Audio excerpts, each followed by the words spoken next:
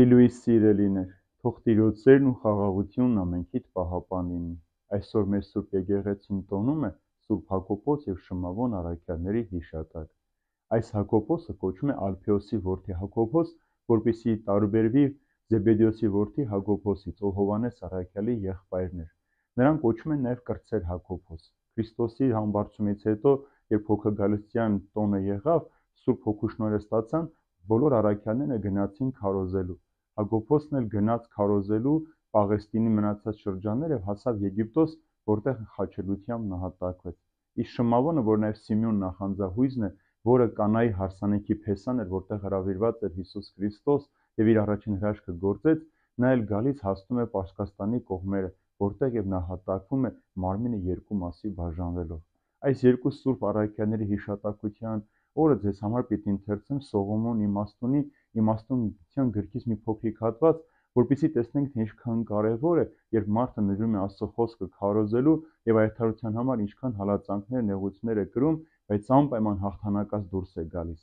Մենք յուրաքանչյուր մեկս այս աշխարհի մեջ իբրև քրիստոնյաներ կոչված ենք այդ առաքյալները կամ Աստծո դեսպանները լինելու այս աշխարհի մեջ։ Հայրերից մեկն ասում է. պետք չունես ամեն օր խոսես Աստծո մասին, այլ եթե դու ապրես Աստծո կյանքը, մարդիկ կգան և քեզանից կհարցնեն Աստծո մասին։ Մեր յուրաքանչյուր առաքյալ գնաց քարոզելու և իրենց կյանքն ու կենցաղը պատճառ եղան, որ շատ մարդիկ դարձի եկան, որովհետև իրենց մեջից տեսան Աստծո հոգին, լույսը, ճշմարտությունը և հավիտենական կյանքը։ Տեսնենք ինչ ունի մեզ այսօր պատմելու Սողոմոն իմաստուն իր գրքի առաջին գլխում։ Սիրեցեք արդարությունը, երկրի դատավորներ, բարի խորհեցեք Տիրոջ մասին և պարզ սրտով փնտրեցեք նրան։ Աստված պիտի գտնի նրանց, ովքեր չեն փորձում նրան, և պիտի երևա նրանց, ովքեր թերահավատ չեն նրա նկատմամբ։ Արդար և անիրավ խորհուրդները բաժանում են մարդուն Աստծուց, իսկ իր զորությունը փորձելու համար Աստված հանդիմանում է անզգամներին։ Իմաստությունը չի մտնի չարանենգ անձի մեջ և ոչ էլ կբնակվի այն մարմնի մեջ, որ մեղք է գործում։ Իմաստուն և անբիծ հոգին փախչում է նենգությունից ու մերժում անմիտների խորհուրդները, և երբ անիրավության վրա է հաստատում, հանդիմանում է այն։ Իմաստուն և մարդասեր հոգին չի արդարացնում նրան, ով հայհոյում է իր բերանով, որովհետև Աստված վկա է նրա ներքին ցանկություններին, նրա սրտի ճշմարիտ վերակացուն է և նրա լեզվի ունկնդիրը։ Արդարև Տիրոջ հոգին լցնում է տիեզերքը, և նա, որ պահում է ամեն ինչ, գիտե, թող ինչ է բարբառում։ Տեսնում ենք, սիրելիներ, Սողոմոն իմաստունը, որ դարեր առաջ ապրել էր Հիսուս Քրիստոսից, մարգարեացել էր, որ յուրաքանչյուր մարդ պետք է արդարությունը փնտրի, իր լեզվին հետևի, որպեսզի կարողանա ճշմարտության և արդարության մեջ ապրել։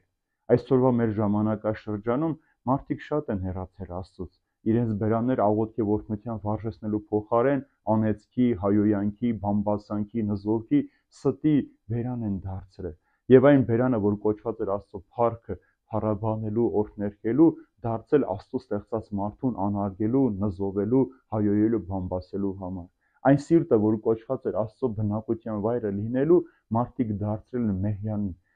Սատանայի տաճարի, որտեղ չարը գալիս էր խորհուրդներով բնակվում, և այդտեղից էլ դուրս է գալիս այն ամենը, ինչ որ մեր բերանից է լինում։ Ինչպես որ Հիսուս է ասում, այն ինչ որ մեր բերանով մտնում է, դա չի պղծում մեզ, այլ այն ինչ որ դուրս է գալիս մեր բերանից, դա է պղծում, որովհետև մեր սրտի ավելցուկից է։ Եթե մեր սիրտը Տիրոջը չի պատկանում և այնտեղ շատերը տեղ ունեն, հատկապես չար իր բնակությունն է հաստատել, իր գահն է դրա Աստծո գահի փոխարեն, մեր կյանքի մեջ արդարությունն ու ճշմարտությունը պիտի հիվանդ լինեն, և այդպես էլ հասարակությունները պիտի հիվանդանան և հեռանան Աստծո ճշմարտությունից։ Եվ տեսեք, ասում է, Տերը փնտրում է բոլոր նրանց, ովքեր իրեն չեն փորձում և ուզում է բնակվել նրանց մեջ։ Մենք մարդիկս ցավոք սրտի դարձել ենք փորձիչներ։ Ուզում ենք տեսնենք, աղոթենք, Աստված մեզ կլսի, թե չի լսի։ Եթե խնդրենք, Աստված մեր խնդրանքը կատարի, թե չի կատարի։ Մենք չենք հավատում և վստահ չենք մինչև վերջ, որ Տերը ամեն աղոթք, ամեն բառ լսում է և կատարում է, և մենք չենք կարողանում ճշմարտության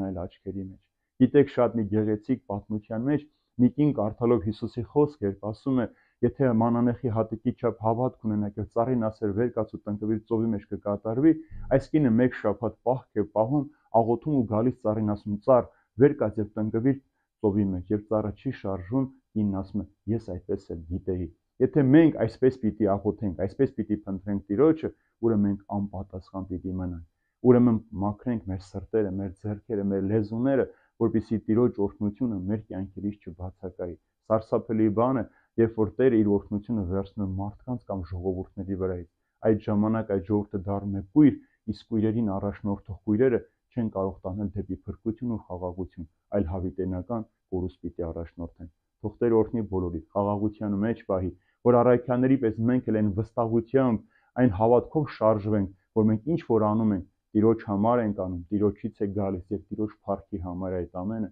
այժմ եւ հավիտյանս հավիտենից։ Ամեն։